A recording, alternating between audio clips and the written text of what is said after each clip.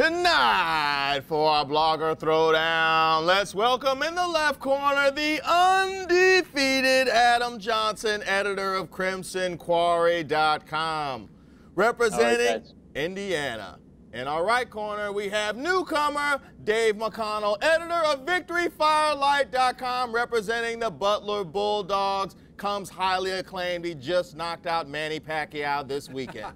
Gentlemen, you know the rules. 30-second shot clock is on. Let's keep the answers short and on point. Let's get it on. All right, bring us your best stuff. Dave, Indiana and Butler play Saturday for Hoosier State bragging rights. How big is this game to Butler fans?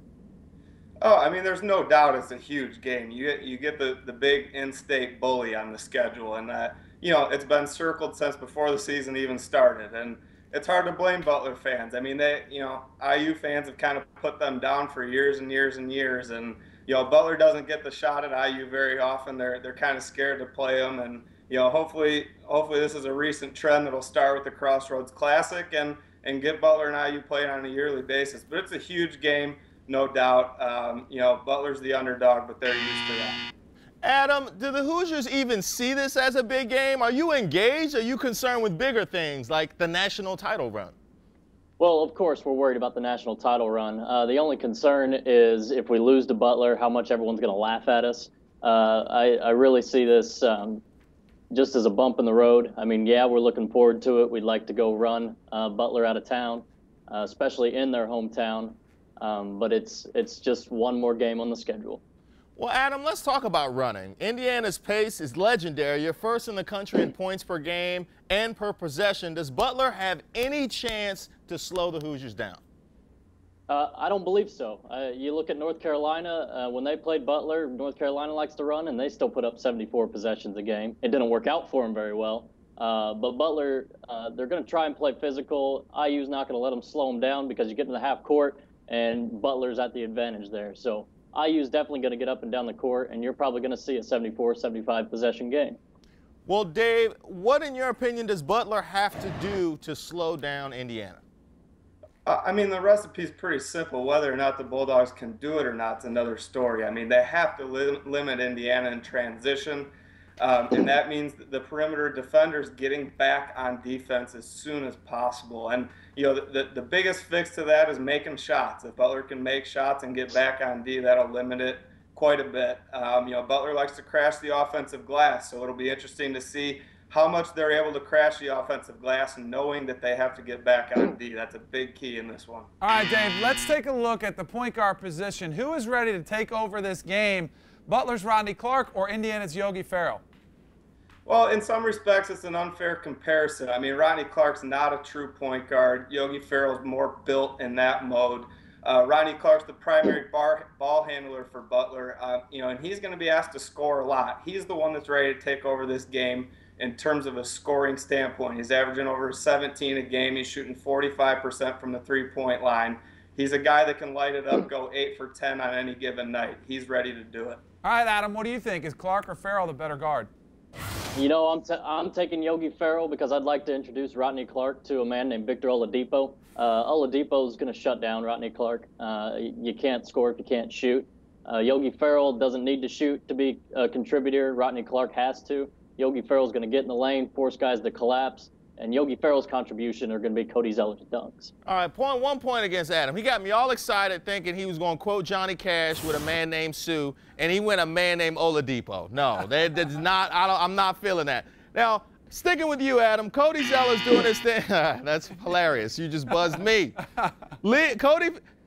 Cody Zeller is leading the team in points, rebounds, and blocks. Is there anybody on Butler that can slow him down? No, I don't think so, because unfortunately for Butler, Hunter Perea and Peter Jerkin are now off their suspension. So now Cody Zeller is going to be off his leash. He's been playing conservative this entire season because there's been no depth behind him. Well, now he's got two 6'9" shot blockers behind him. Well, 6'9" and 7 foot. So he can play a little more aggressive, and I don't think Andrew Smith is going to be able to run with him. All right, Dave. Well, what say you? Can you stop Cody Zeller? And if so, how do you do it? Nobody can stop Cody Zeller. Let's be honest. Nobody's stopping the guy. It will be interesting to see how much Perea and Jerkin play in this game and see if they have any impact on it. The one thing Butler does have is a couple bodies they can put on Zeller. If Smith can stay out of foul trouble, he's been playing very physical the past couple games. He's been a high energy guy, and that's something the Butler fans have been waiting a long time for. So they can slow him down. They can't stop him.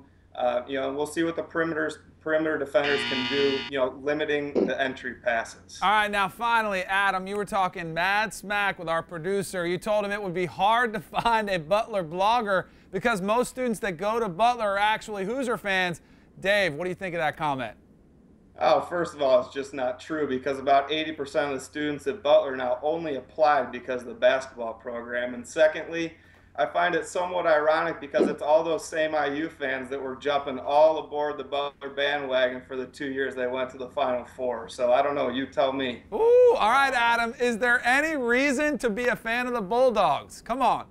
Well, there is. I mean, I rooted for my high school JV team. I mean, you can root for Butler as well. IU took 4 years off, and Butler filled that role rather nicely. But now you've got IU's back, and Butler's got to go back to second dog in the state. IU's more athletic, they're more talented, and they're just going to be the better program going forward. Ooh. Now, that's not to say there's no reason to not root for Butler, but there's much more reason to root for Indiana in the long run. I thought there was a campaign against bullying. That was kind of cool. That was kind of harsh right there, wasn't it? It was harsh. You're telling it like it is.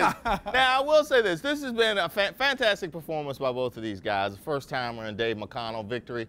Firelight.com. I will say this. The Butler Bulldogs have been able to play their way into comparisons with Indiana, but the low self-esteem act has to go. You got to become a shot caller. There's two places that does not work. Number one is speed dating, and number two is the Unite Blogger Throwdown. Our winner, Adam Johnson of CrimsonQuarry.com, and still champion of the Blogger Throwdown.